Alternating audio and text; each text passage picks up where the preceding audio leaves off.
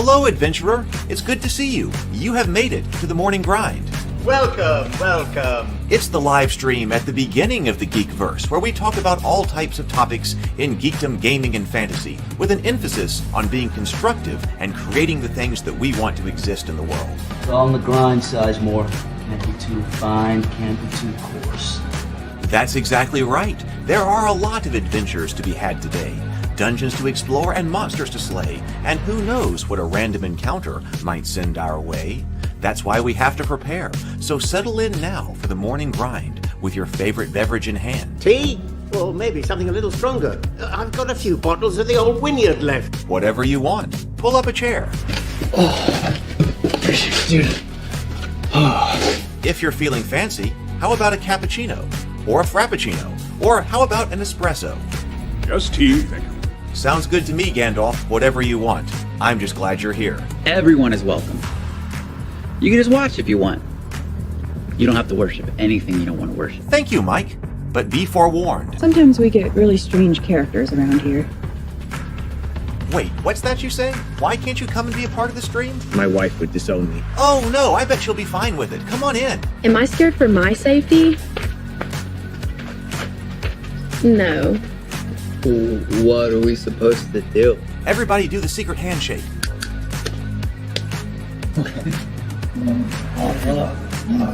Secret cultist handshake. Oh, now do wizards who love each other. This, my friend, is a science. I still don't have gills, but it's fine. It's all on the grind, son. Can't be too fine, can't be too coarse. Dude, this would be a sick place to bring the band. Indeed it would be, Dave. It really would. I'm seeing more people coming in. Welcome. Glad to have you here. Oh, look, here's someone new. Is this the cultist meetup? Yes it is. Come to hang out?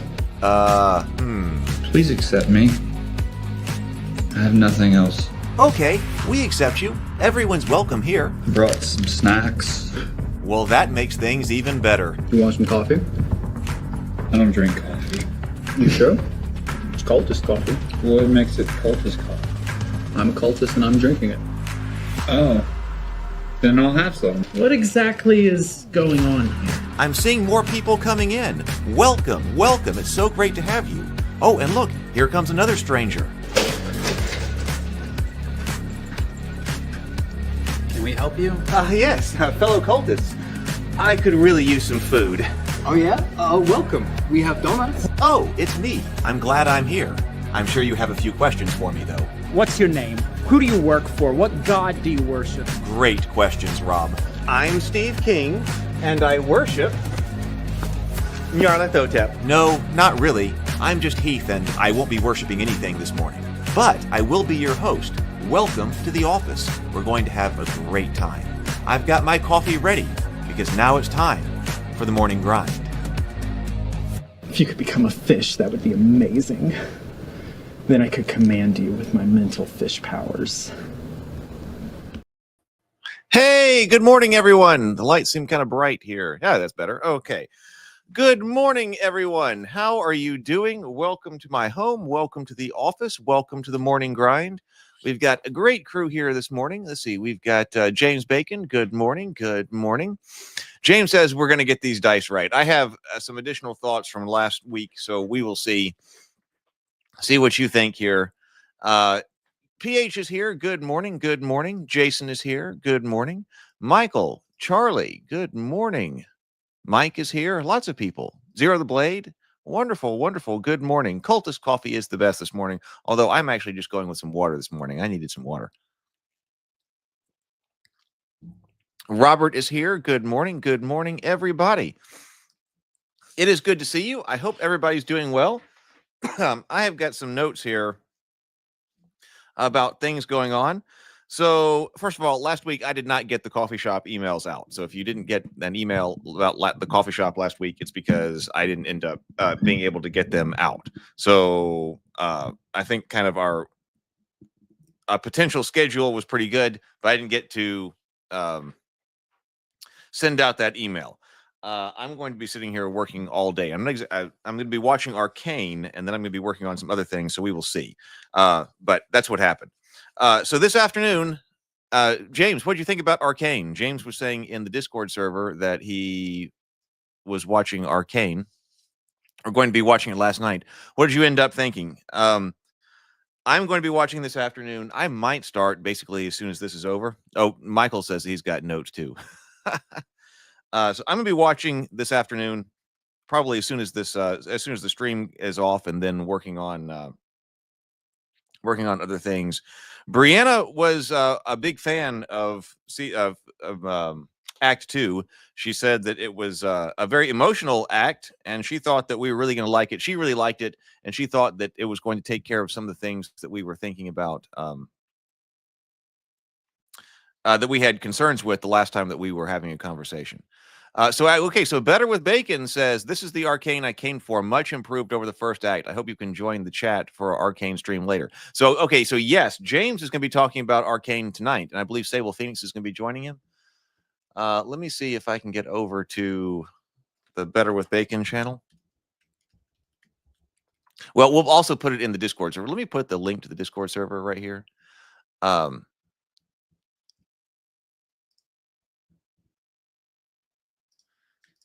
Because I post, when one of our sort of part of the network, yes, is live in the Table Talk channel. So here's the Discord server.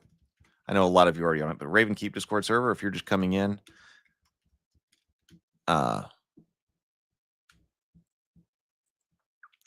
we'll post it there. Let me see if I can just quickly get to it. Actually, you want to send me a link, James Bacon, Better with Bacon channel? Let me see if I can get to it. It might come up now, because I noticed that a while ago you try to look for Better with Bacon. Just on the search, it doesn't quite come up. Filters, channel.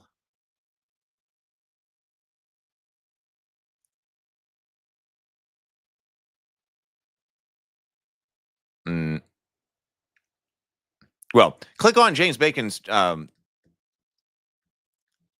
avatar there, and that gets you over to his channel if you're not already subscribed. So tonight, we'll post the link of it. Oh, retconning of Hextech. PH says, didn't watch the second season because I didn't like the first season that much, but I'm anxious to change my mind after hearing James' thoughts about my issues on it. Okay. All right, so that's going on. So James live tonight. I'll be live with Doug and Brianna on Tuesday. That's on the Table Talk channel. Then also, okay, so what I'm thinking about doing on Wednesday, oh, maybe I'm not capital. Well, let me see if I can do that.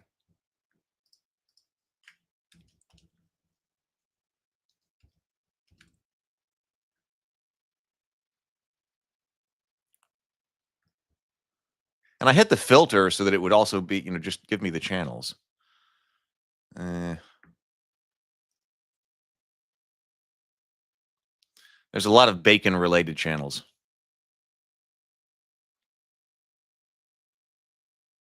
Yeah, I still didn't get it. But so also, okay, so on Wednesday, what I'm thinking about doing, I'm thinking about making that Occultist's Day. Oh, thank you. There we go. Michael just put it in there. Thank you. So that gets you to his channel. And then I think that you already have a watch page notification up for that. So, which I've got to get better about posting. But Wednesday, I'm thinking about making that Occultist Day.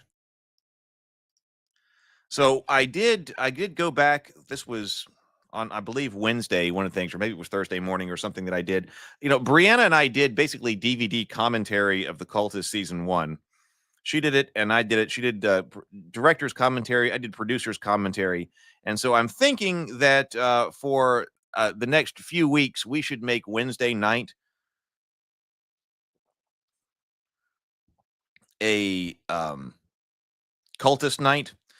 Because I don't think anybody basically watched the commentary. I had the commentary on the channel earlier, but then I was also not happy about something when I went back and watched how I had edited them. And I had a bit of an intro on them, and in retrospect, having an intro on something, the first 30 seconds is so important. So I was like, saying, hey, there will be spoilers here, whatever, make sure you've seen the cultists, go and check out the episode before you listen. I decided to drop all of that.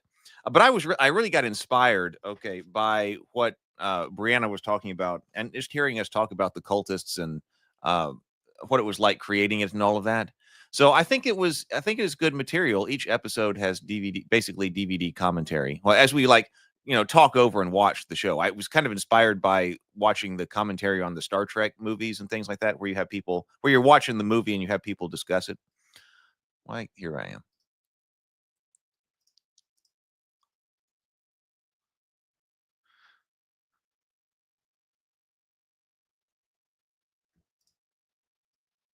You sent the link over in Discord? Oh, yep. Here's the direct link to the discussion. I haven't gotten my links together yet. I need to do that. It's on the list this afternoon to try to get this week's commentary or thumbnails up. So direct link to Bacon's arcane discussion tomorrow. No, tonight. That's tonight. This is Sunday, right? Right there. Hey, Tomocrat. So Wednesday, I'm thinking at maybe 7, maybe make it the 7 o'clock, do a premiere and release that on the Cultist channel. One of Brianna's director's commentary of season 1, episode 1. I'm wondering if I should do both of those on one day. Like if because I've got my commentary as well from the producer's perspective. I'm wondering, and of course, a lot of that's been heard on live streams, but still, I know that other people coming in don't always watch live streams. So I'm thinking about doing a premiere of both of those, considering both of those on Wednesday.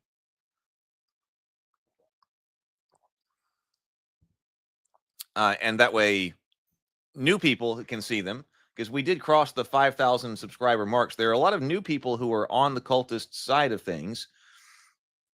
And it would be really good to be able to do community hangouts, like live streams and things like that, or during premieres. And so, yeah, we're at 5,235 subscribers on the Cultist channel right now.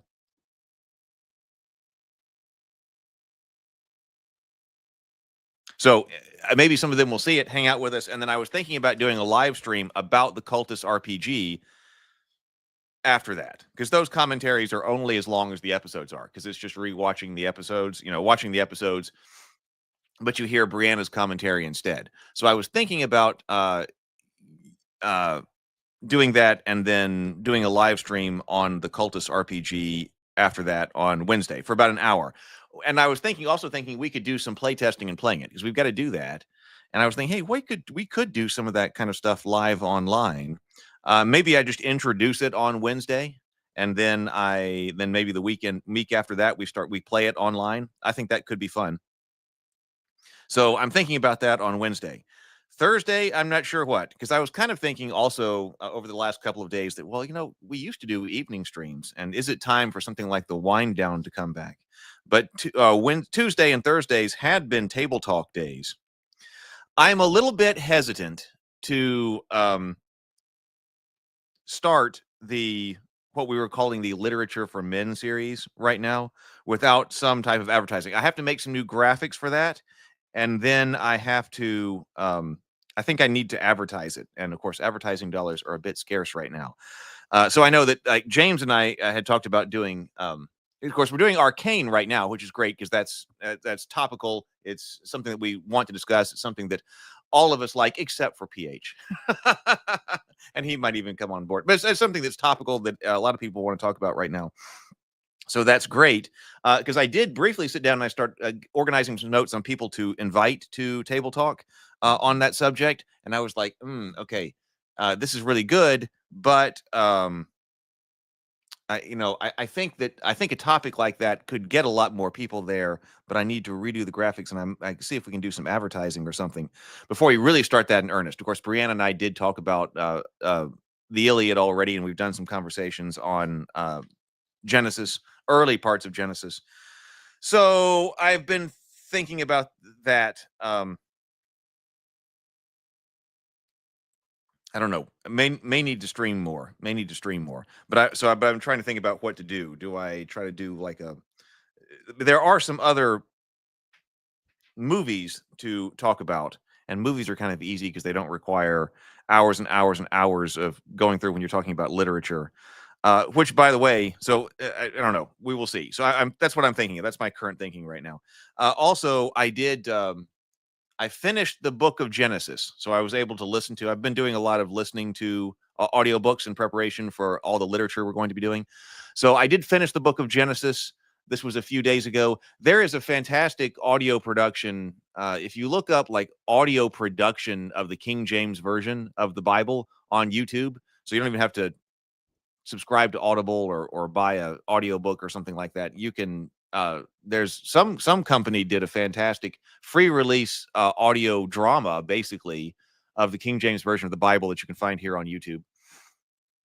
And so I finished that for the book of Genesis, and then I started the book of Exodus as well. I was supposed to read the book of Exodus, so I was also listening to the book of Exodus, and they are doing a pretty good job with that. So if you are wanting to listen to any of that in preparation for eventually what's coming on Table Talk, that's free on YouTube, and it was very good. PH says, Heath, have you thought about using those new AI podcast generators as content? Just occurred to me that it could be interesting. Maybe it's publicity. I have wondered about that. I have not gotten to play with that. First time watching this within an actual cafe. Awesome. Good morning. Good morning. I have not gotten to play with that. I've played with a bunch of the AI tools, but that's Notebook LM that does that, right? And I have not gotten to play with Notebook LM. I've kind of wanted to. I haven't been able to go to that one, but I did kind of wonder. I don't know if it's I kind of wonder what it would do. Like if I gave it like the cultist scripts or something like that. I've kind of wondered. So I mean, maybe. I don't know how many of those like it would be worth putting out, but it might be fun just for the heck of it, just to kind of see what it does. If I like gave it the cultist season 1 scripts and then I saw what it wanted to talk about or something like that. That could be fun. I just have not done that yet. It might be fun to see one. Let's see. Let's see if that's it. Actually, probably since I was talking about it, I should probably provide the link. King James.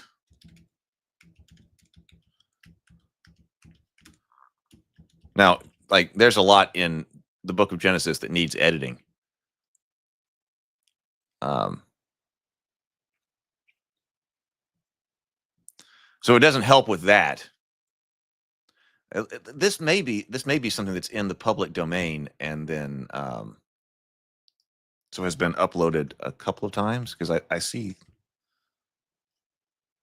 audio drama, audio production. Oh, let me see if I can find the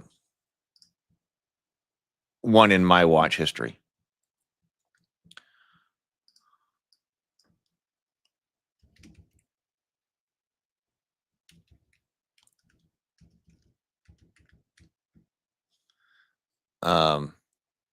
Okay, so the main audio, well, yeah, see, audio Bible dramatized.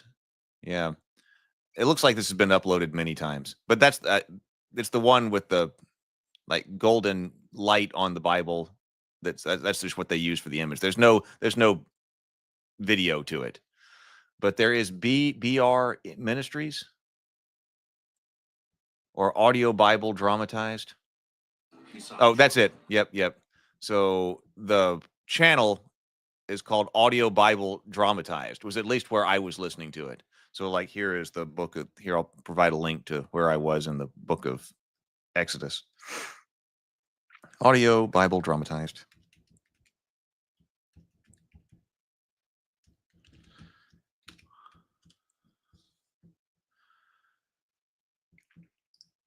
Yeah, it's done well. Like I said, it still needed some editing, but well done.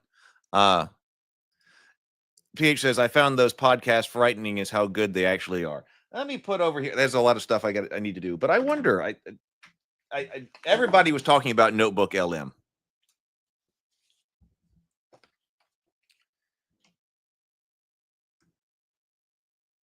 Notebook LM.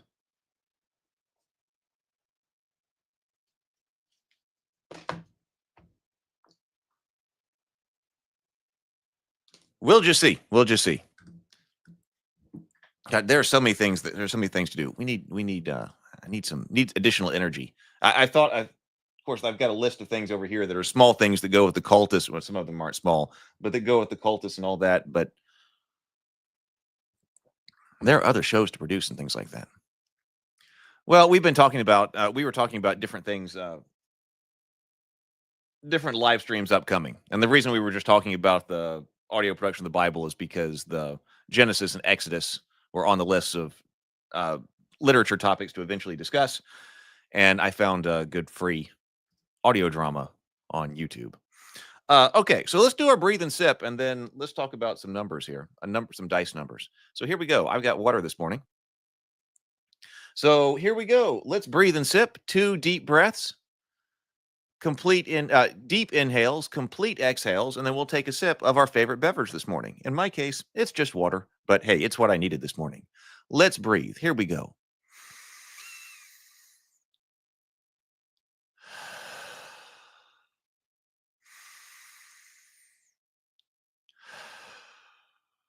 And sip.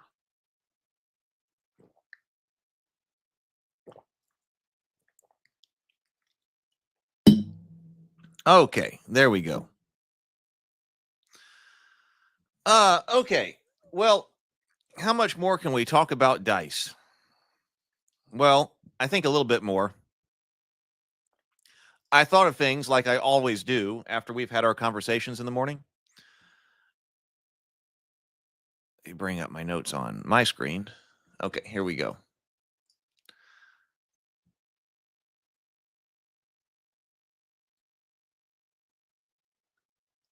And I know that in some cases, this is probably something that is a bit disjointed to you, because it's also kind of a bit disjointed to me because it's been a while since we have been, since we have talked about this, because this has been a project that's been ongoing and picked up and put down and things like that. But I think after today, I'll be to the point where we're just gonna have to actually test some things. We're just gonna have to test some things. Let's see. Interlight says, step away from the dice for a second and focus on what you're trying to accomplish. Then go back and look at the dice later. Yeah. Okay. That's your personal experience. I mean, that could be, to me, the reason that it's the dice at the moment, but it's the action resolution system. Because I was trying to say,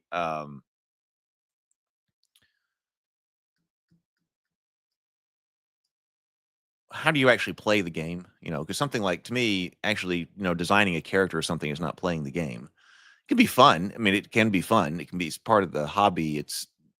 But if I sit down to play a game and all I do is design a character, I don't feel like I played a game. Playing the game is mainly the action resolution system.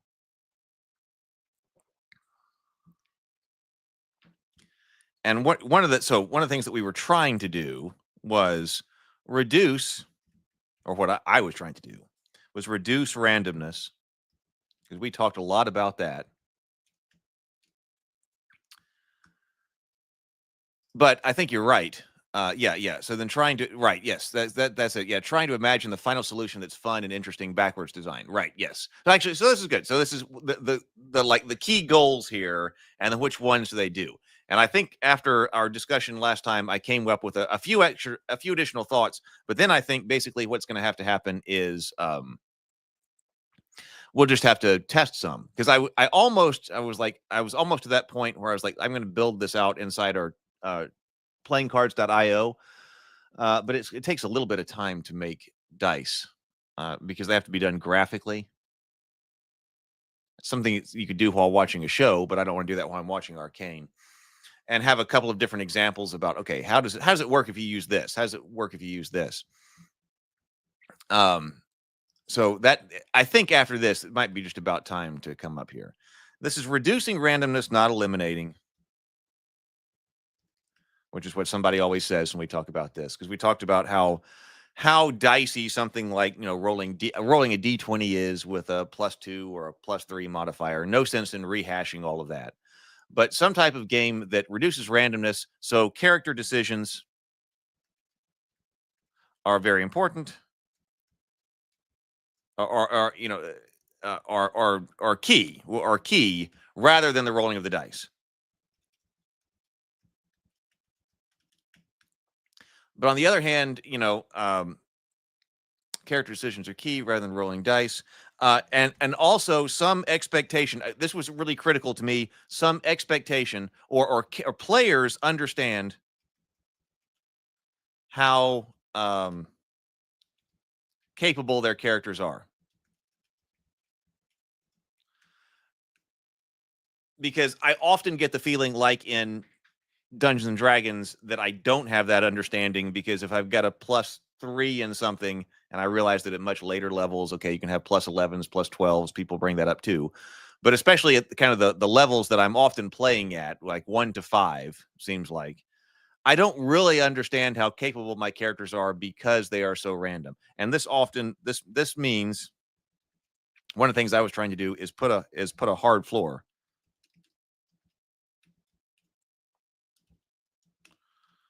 under a character for what they could roll.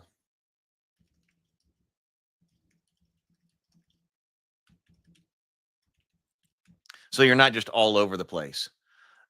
We actually said that the way that we do that, we discovered, because I always thought that I was like doing the bell curve on 20, and I actually kind of have returned a little bit to a bell curve idea. But we discovered the way to do this was having a large modifier. No, a large static bonus and a small modifier relative to each other. Because we had found out that having, as it turns out, having a large random number, a small modifier. This is actually what I mean by small modifier here, is having a small random number range. Because it turns out having a large random number range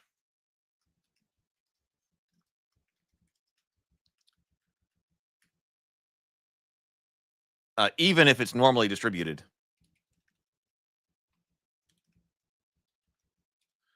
still does not help swinginess as much as you think, as much as I thought, certainly.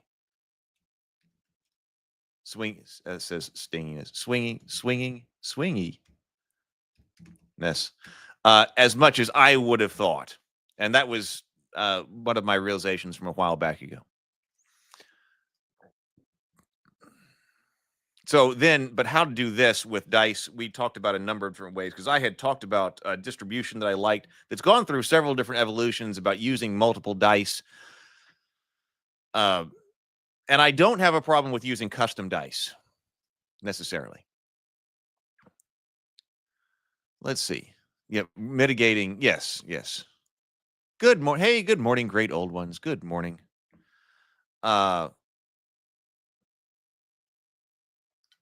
Oh, I just said that. Yes, I don't have a problem with using custom dice, and there are pros and cons of that. But also, kind of thinking in terms of online first, you can do a lot of things with custom dice online that you can't with physical dice. But you can also do a lot more. We talked about this last time. You do a lot more with physical custom dice now than you used to be able to.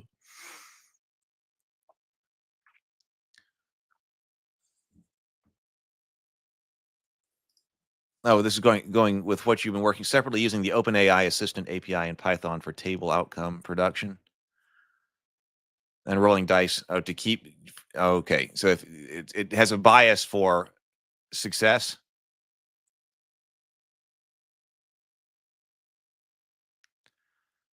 Do I want to reduce randomness overall, or do you want to just adjust randomness to more appropriate levels to account for character skill? Yeah. Yeah. Well, I don't think I don't think it's a just randomness, because we looked at some systems where it seemed like, okay, the less skilled you were, the more random your outcome. And then as you got more skilled, you got less random.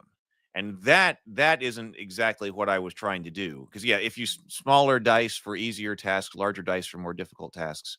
Yeah, that wasn't exact, or at least I was talking about skill-based. That's talking about task-based right there. But I was not trying to say, hey, we're going to be real random at early levels, if there are levels, and then less random at higher levels. Swinginess. Okay, we get it.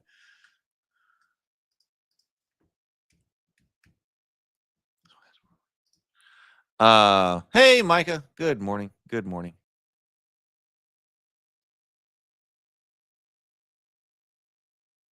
Let's see. Well,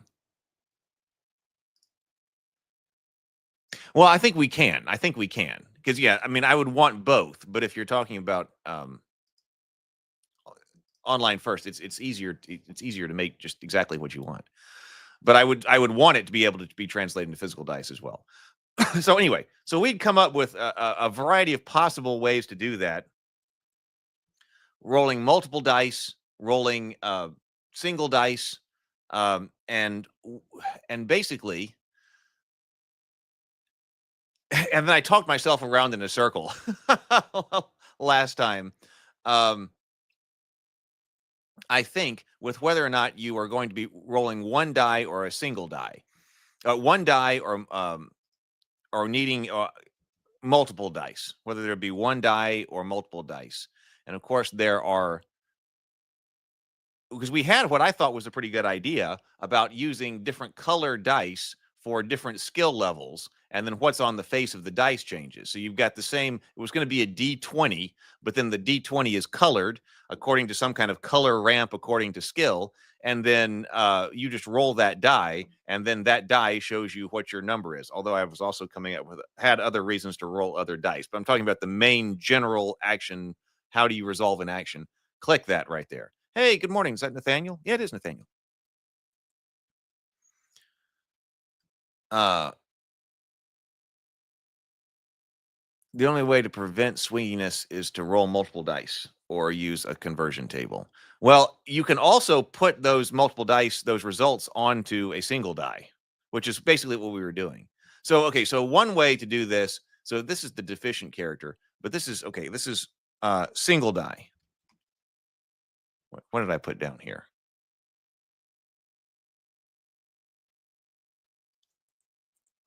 There are lots of notes.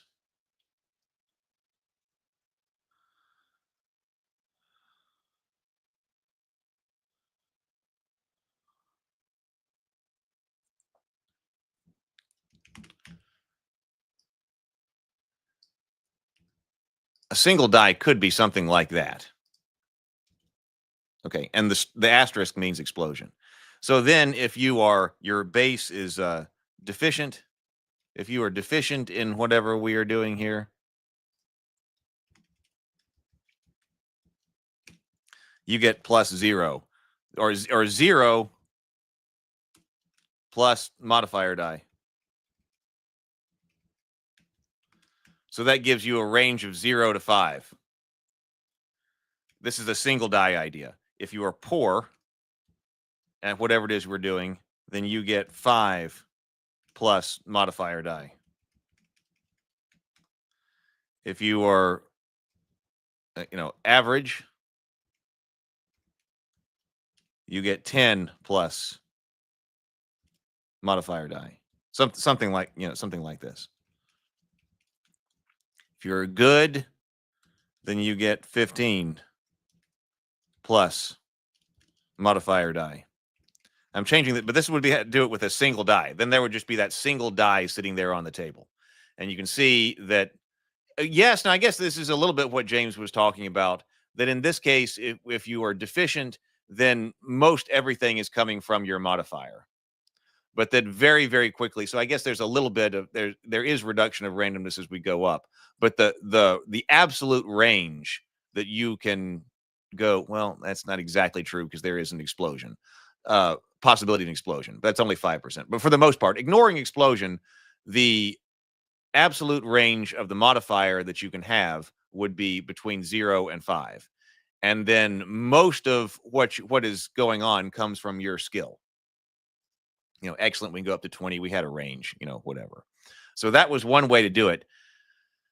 In which case you roll a die and you add your modifier to it. Well, I'm trying to not be too complex.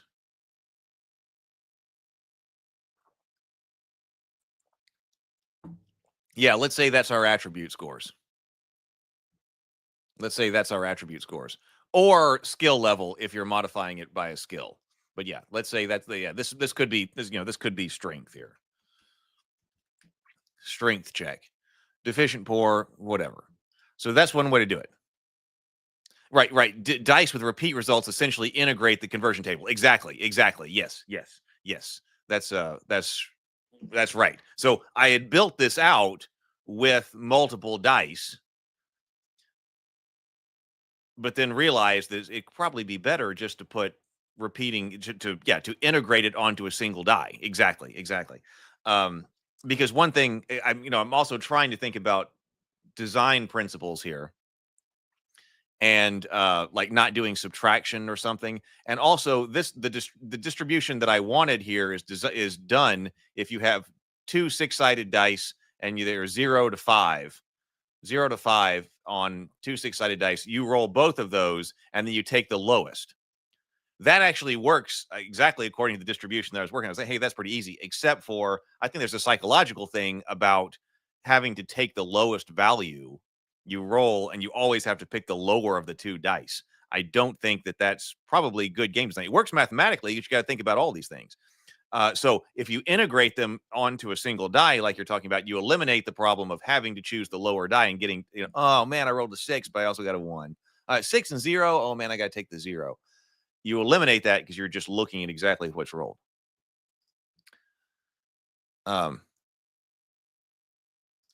Because I need the repeating numbers. If I'm going to have a distribution, again, I'm thinking about changing up my distribution here because I didn't want also people to have to subtract things and have to take something away. So here we would always add potentially up to 5 and potentially an explosion. But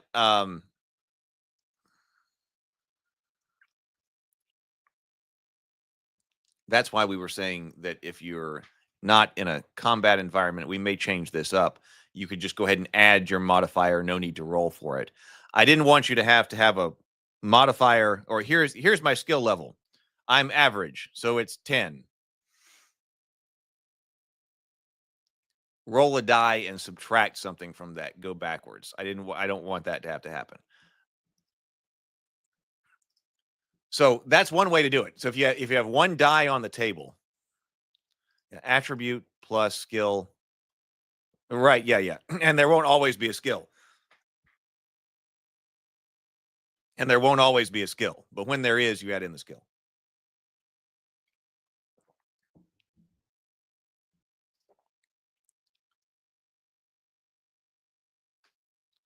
Do the characters always try to roll 20, or if the task is easier? Yeah, I think you're rolling less. Yeah, because this should tell you. I want the game to tell you when not to roll.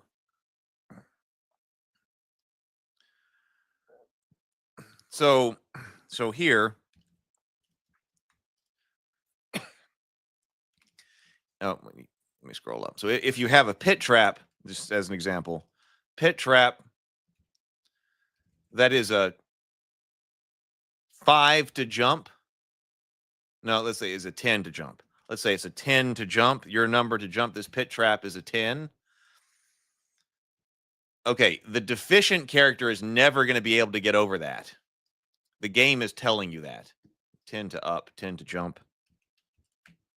The game is telling you the deficient character will never be able to jump it. So they'll need something else. They'll need to be magicked over, or you're going to have to do something else because you've got a deficient character and they're never going to be able to jump over that pit just by rolling a die and getting over it. It's going to be highly unlikely that the poor character is going to be able to get over it. that poor character is really risking life and limb because really they've got basically a 10% chance to get over that pit because they're getting a 5 and they need to roll another 5 or a 5-star. So that's a 10% chance they're going to be able to get over that pit. Whereas in this case, the average person would just be able to jump over it. So you can gate things by hard modifiers. So the average person wouldn't have to roll. I don't know if this is a great example, but you see that way. So the average person now, even if the way this is set up, and I'm about to change it, the way this is set up, the average person would never have to roll, and the good person would always get over it. The game tells you when you don't have to roll, when your character is good enough to just do something. Like that's a big jump between being poor and being average, just to 10%. In this example, but I think you see where I was trying to go with that. Nathaniel asked, this may have been discussed at some point, and I apologize if it has, but have you considered a solid modifier versus a die selection for when a character has more solid advantage or not? A solid modifier versus a die selection. Well, I think that's kind of what I've got here, because this is the solid modifier. Like I'm giving out large modifiers, or I'm giving out which one you call the modifier. Sometimes like a plus to a die roll is called the modifier, or this is the plus maybe this is the random die. Maybe make more sense if I put that over here. Random die range, because often I do think of the modifier as being the single number.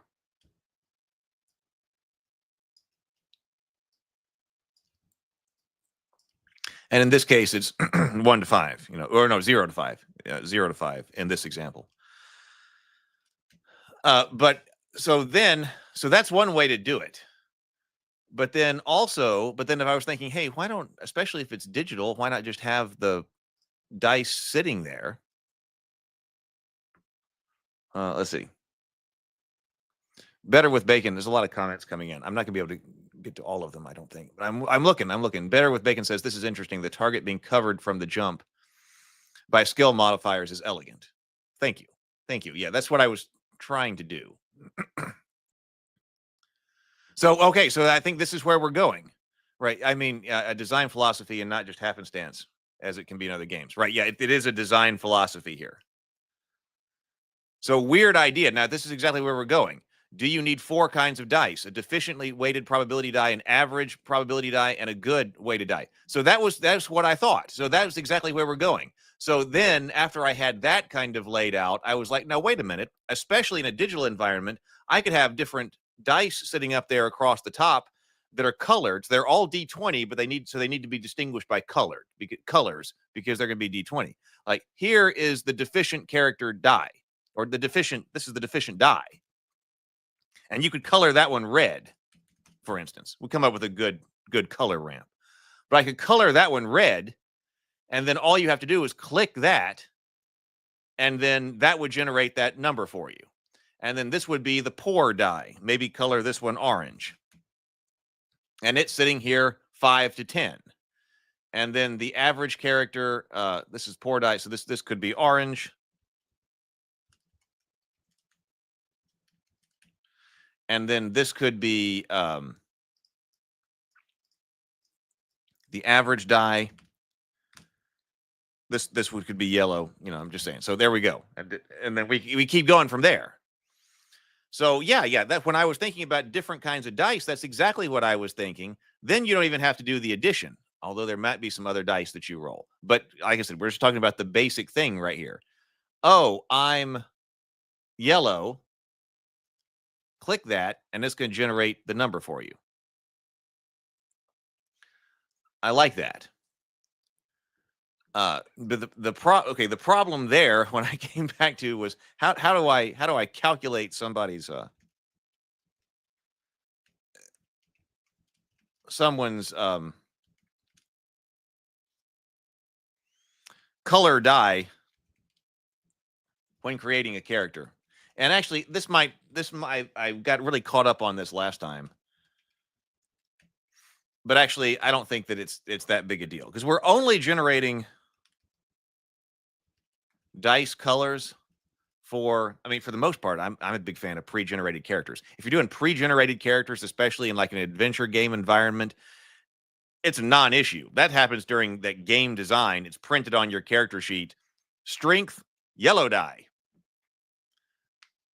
But we do need a system in order to get to that. Only for attributes anyway. We're not trying to generate a whole bunch of these, which might, be like 5.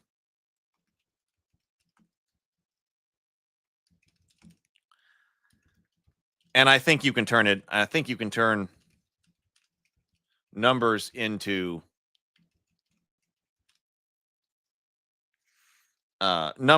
colors pretty easily with a table, which only needs to be consulted like once during character design. And I that's, so if you've got, I'm thinking you're going to get a card for being a, well, let's say, barbarian. Okay. So you've got a card that says barbarian. So the card says +2 strength. I don't know. And then you've got a card that says human, and a human says that's +2 strength. So you got a 4 in strength, and then it'll just tell you that if you've got a 4 in strength, you're rolling the green die. Potentially.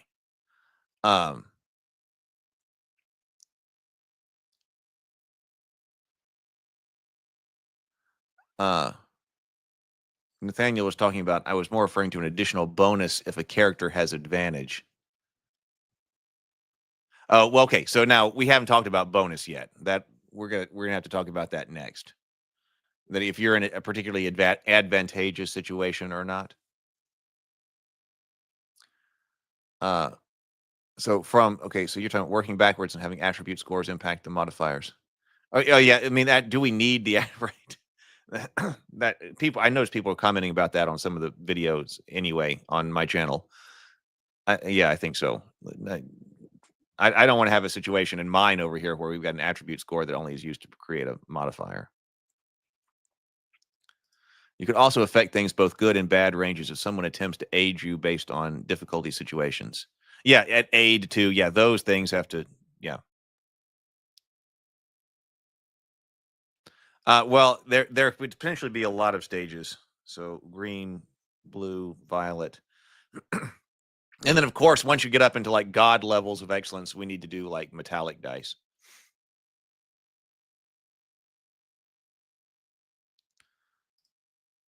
The numbers are all the same, just with 5, 10. So it might be easier just to say a person with enough skill has +5 for the die roll. It was the original way. Okay, so yeah, do we have I had wondered if we have half increments. When we were all on dice, I did have a half step die. I was like, maybe you could be in between good and average, and in which case there was a half step die that you rolled along with it. That's here in the notes someplace. But I'll show you my adjustment here in just a moment. Hey, DJ.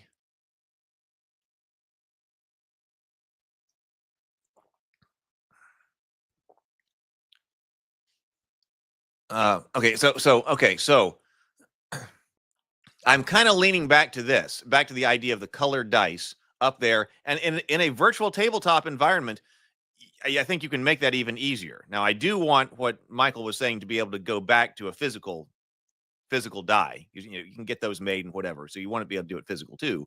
But if you're thinking about it in a virtual tabletop, anyway, you've got the colors of the dice going across the top. You can put their ranges underneath them, so it's transparent what their ranges are. Yellow die, and then just put 10 to 15 underneath it, so you know that if you're yellow die, and you can put that on the character sheet too, I think.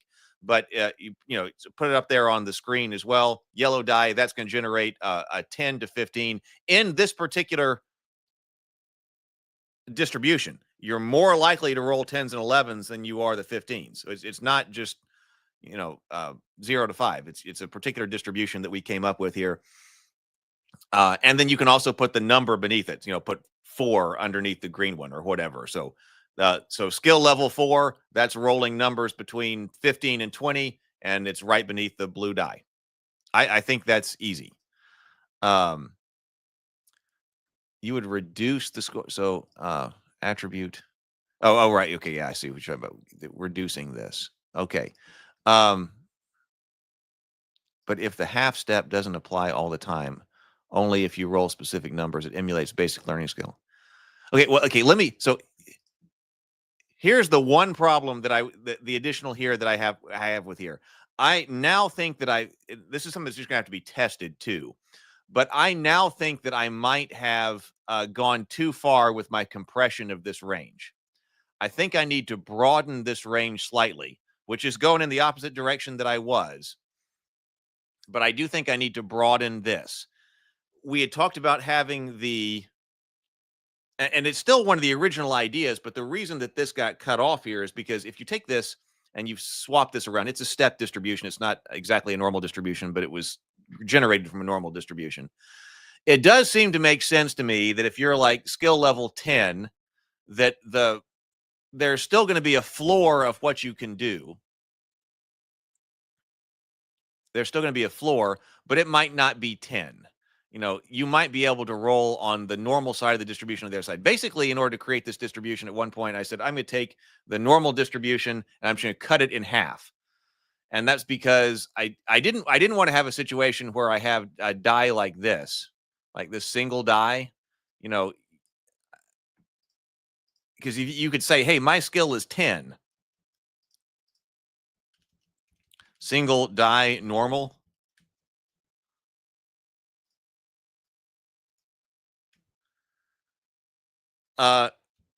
You can see why I think this would not be good game design, but if it were just something in a computer, then it would work. 1, 2, 3, 4, 5. 1, 2, 3, 4, 5. So most of the time you're going to roll a 1 or 0, so that would get you a 10. So if you're, a skill 10 plus die roll if you're average.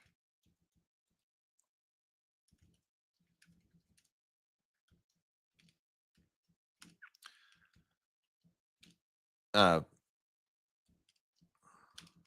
that make sense? So something like this with a single die would start to give you a distribution where you still have a floor, but you can sometimes do a little bit worse than what your typical skill is.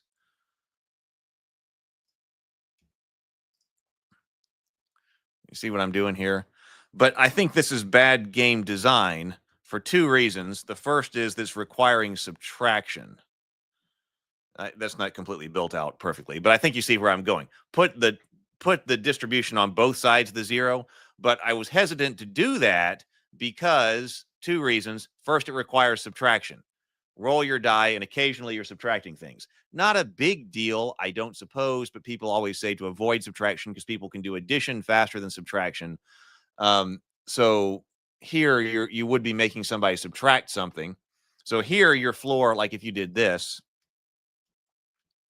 here the average person's floor would be 6 instead of 10. Nope, right there. Something like this, your average person's floor would be 6 rather than 10, and 10 is basically what you're expected to roll around, although you could do better than that as well. But I didn't want to subtract, and I also didn't want to take something away from the character. I've already got a 10. My skill's 10. Now I roll, and I actually had something that was taken away from me. And so I think for those two reasons, having the negative numbers there would be a bad idea. So I said, okay, well, forget it then. Just take away that side of the distribution. We'll just operate with the top side of the distribution. That's fun anyway, and we'll just make that your floor. But then I thought, let's see, where was going? So deficient should be 0 to 7, poor should be 5 to 12, average should be 12, should be 10 to 17. That gives you, okay, so that gives you a little bit of wider range. That gives you a little bit wider range. So that's kind of what I was thinking. Let me look through here for just a moment.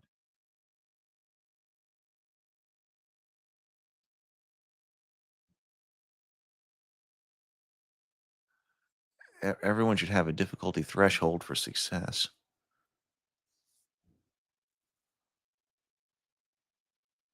Using this setup, seeing the non-elimination point at the beginning, are we assuming characters still need to roll for tasks they have no pressure to complete? I think the game should tell you that when not to. Because there still may be things that you cannot do even if you have no pressure to complete them. But you would know that, and I always use an example of like forging a magic item. If you're trying to forge this high-level magic item and it requires a roll of a 30 in order to forge, and the maximum you can ever get is 20, even if you have all the time in the world, you just aren't skilled enough to forge that magic item. So in that case, you would not roll. But that's because the game would tell you that.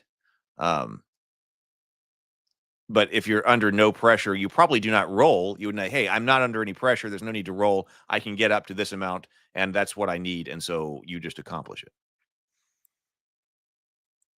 Let's see. Okay, okay, but here's my thought here. So this is my final thought from yesterday. I was like, no, wait a minute. If we are using these custom dice, well, okay, I thought that the reason that we need to potentially expand the range a little bit is because, like, what if these two different groups are fighting? Now, that's one reason that we have a potential explosion here, but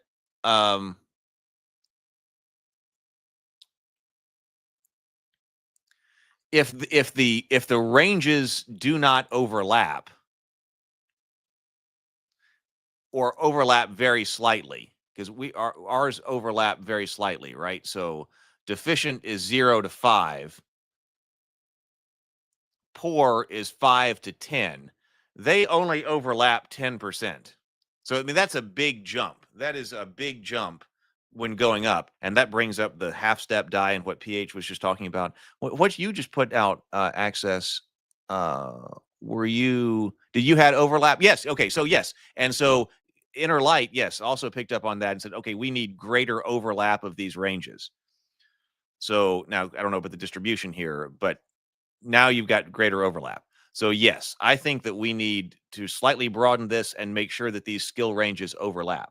And I was like, well, now if you're just rolling the die, you don't have to subtract anything, and you can have the other side of the distribution. It was also weird to me. We talked about on one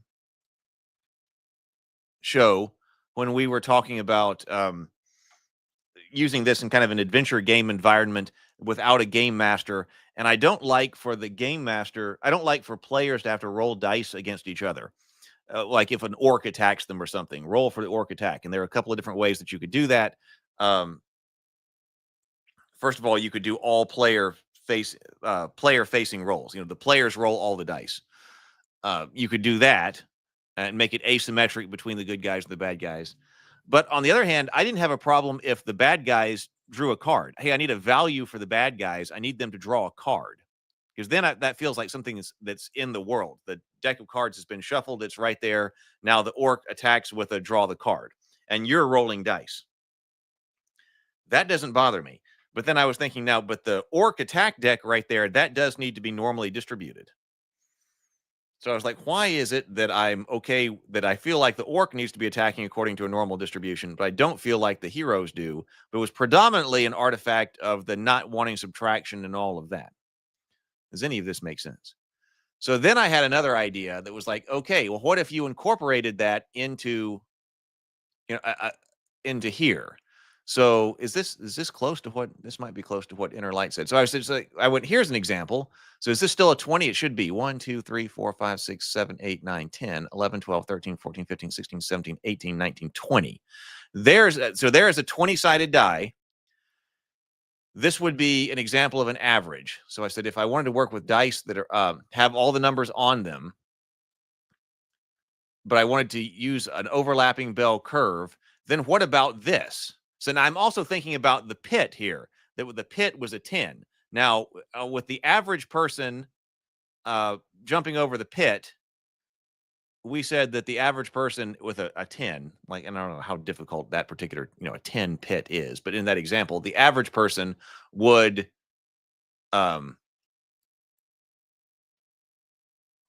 always succeed. In this one, 5, 10, 15, 20, 25, 30. In this one, there would be a 30% chance that they would not succeed. So I think that gives us a little bit more variability. So your floor becomes a 7. So if this is average, am I making any sense here? Average ability. Floor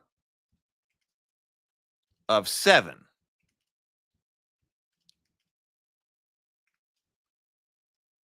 But you're still, probably your skill is built around a 10.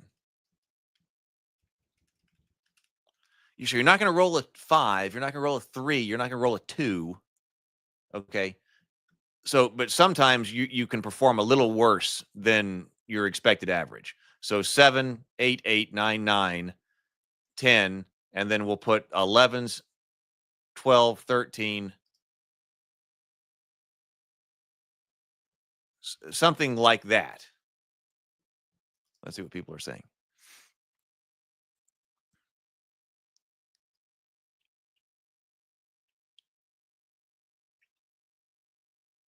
So PH said, and something that Access is also with, if you gain modifiers by increasing your skill, and on top of that, you change dice. If you gain modifiers by increasing your skill, on top of that, you change dice to a better one, you're gaining twice. Right. You wouldn't want to do that. Right. You're not doing that. So if the dice are going up, you're not adding the modifier. Additional modifiers.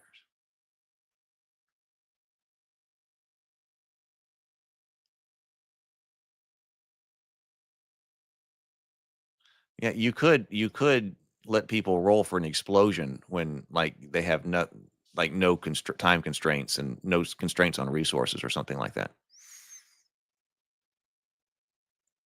But can I have the right distribution on a D12? D12, I think I was looking at for a while, but I needed more numbers, I thought, in order to get the kind of distribution. We can look at a D12 here in a moment if we want to.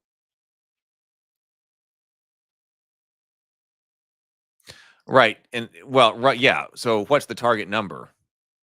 Is that always going to be the same or not?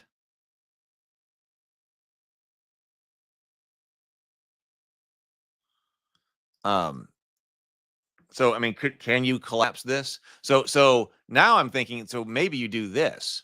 And then so if this were the case, so if that's average.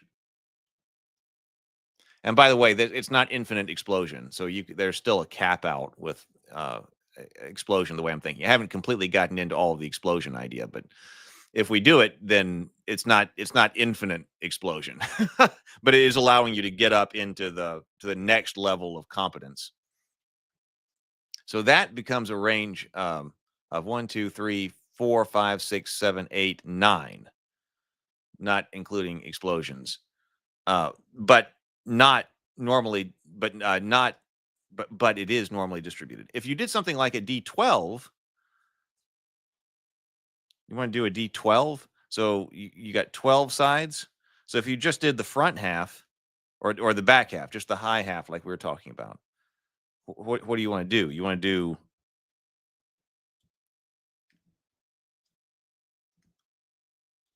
see, I kind of that's 1, 2, 3, 4, 5, 6, 7, 8, 9. That's 9 faces right there.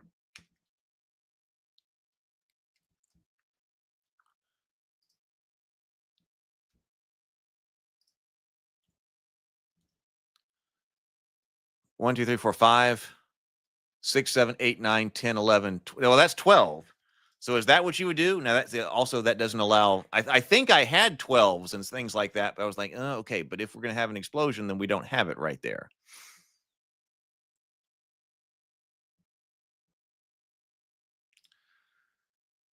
Michael says, what if you rolled a weird vantage combo? If you have disadvantage, you roll the next step lower die with a normal die. If you have advantage, you roll the next step higher with a color die. Oh, that's interesting.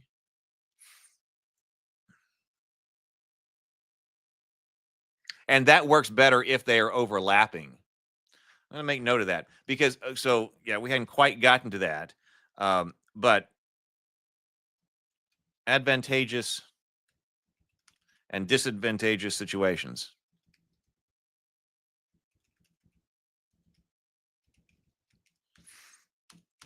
I mean, one way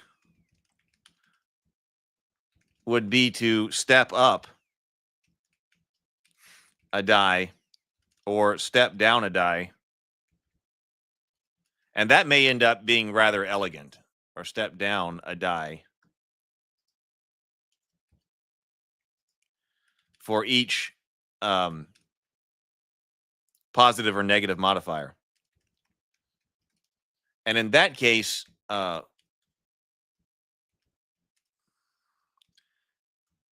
in which case the overlapping ranges work better. Because if they're not overlapping and you're going up 1 or 2, man, you were really going up there. Or it could be like Michael said, or roll an additional die, if I'm understanding, higher or lower, like with advantage in 5e.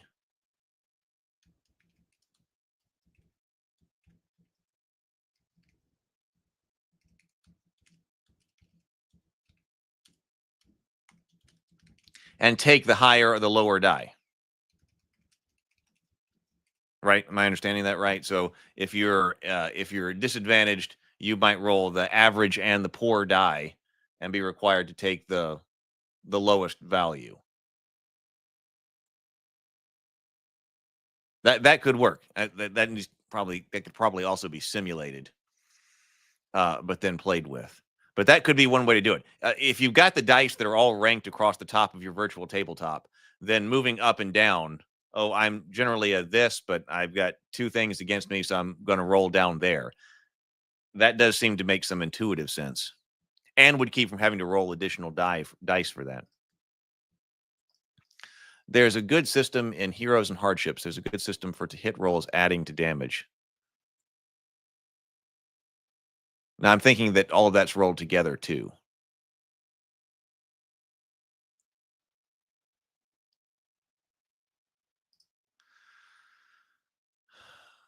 Well, my the initial idea is that do you have things that are working for you, or do you have things that are working against you? Originally, I was working with bonus and penalty dice.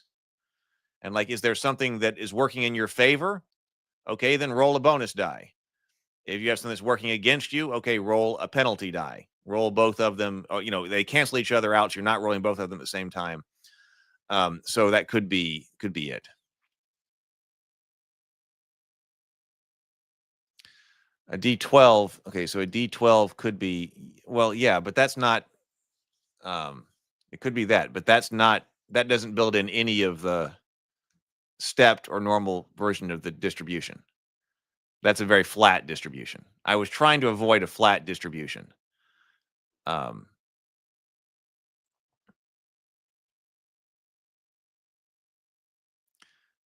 thinking something like this is going to be a winner here.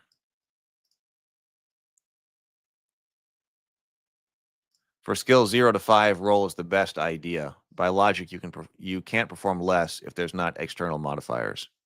For combat, another roll plus or minus 0 to 5 or something.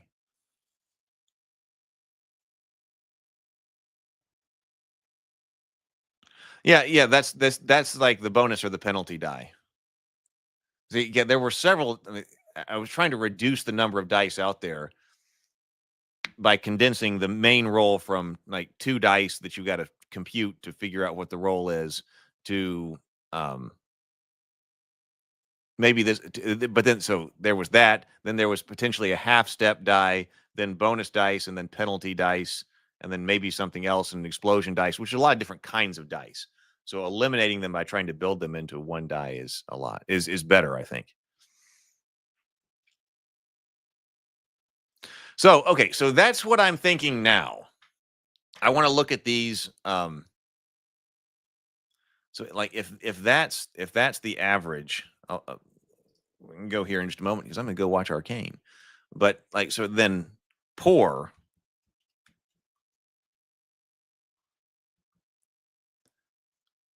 would be centered around 5.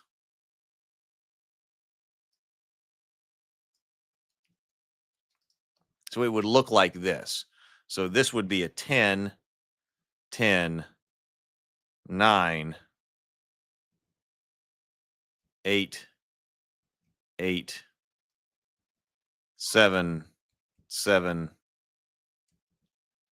6,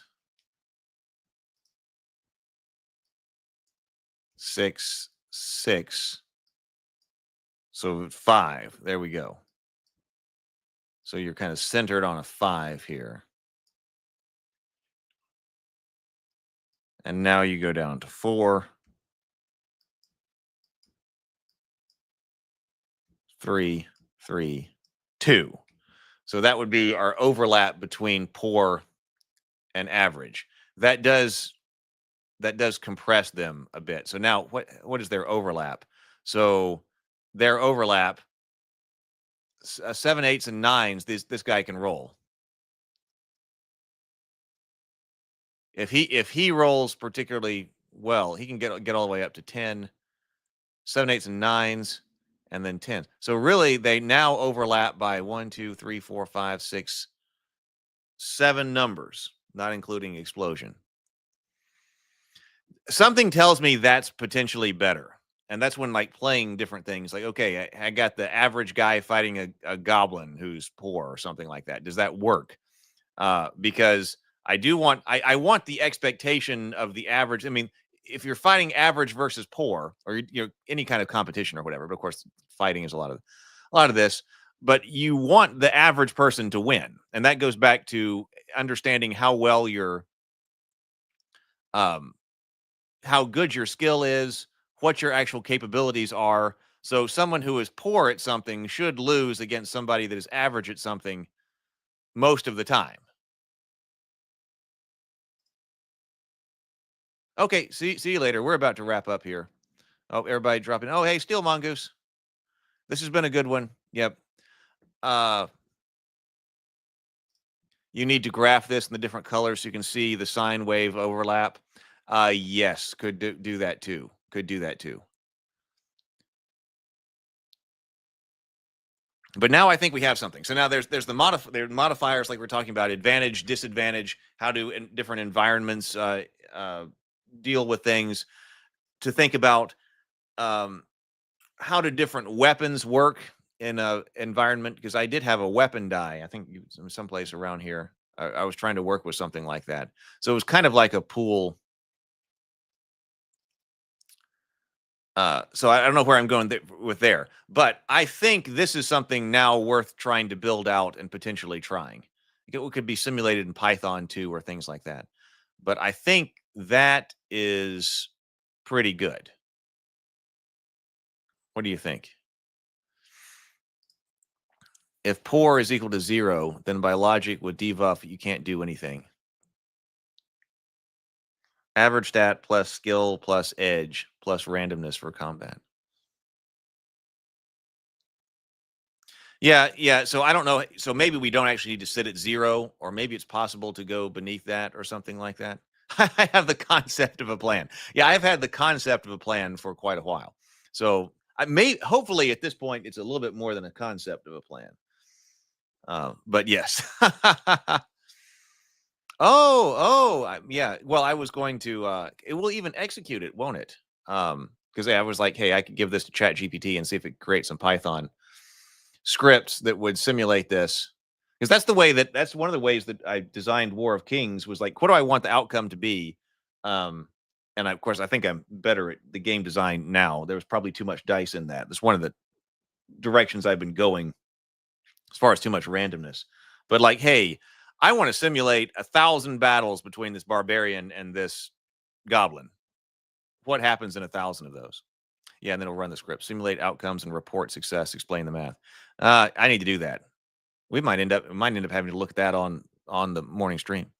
Why not just make 1, 2, 3, 4, and 5 a different die for each skill level with wider range for higher numbers on higher levels? Why not just make 1, 2, 3, 4, and 5 and a different die for each skill level with wider range for higher numbers? Oh, you're talking about, I think I see what you're saying. This way you could also set DC ranges just from 1 to 5. I think I see what you're saying. So if you're poor, you're going to have a lot of 1s, fewer 2s, fewer 3s, fewer 4s, and maybe 1 5. Whereas if you're excellent, you're going to have a whole bunch of 5s, and you're going to be going the other way down to 1. That's an interesting idea. I think we need more variation, but that's for some type of game. Something like that could be a good idea. So you're always working with like 1 to 5s. So if you're poor, what would you do here? 2, 3, 4, 5. How many sides would you need in order to do the distribution I've been working with a lot here? 1, 2, 3, 4, 5. Let me bring that up. 1, 2, 3, 4, 5, 6, 7, 8, 9, 10, 11, 12, 13, 14. That's a 15-sided die right there, which you can do. Does Dungeon Crawl Classics have 15-sided dice? You can do that easily in a digital environment. And then as you go up, you invert that. That needs to be used for something, I think.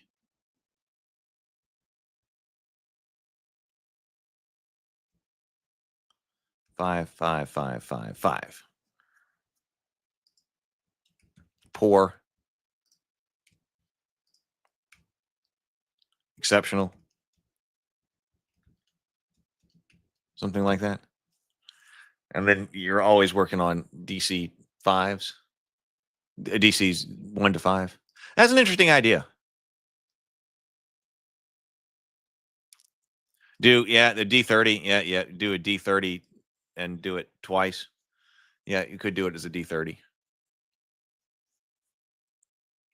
Okay, all right. Well, I'm going to go watch Arcane. That way I can be potentially in on the comment section of the discussion that James Bacon and Sable Phoenix are going to having tonight over on the James Bacon channel, on the Better with Bacon channel.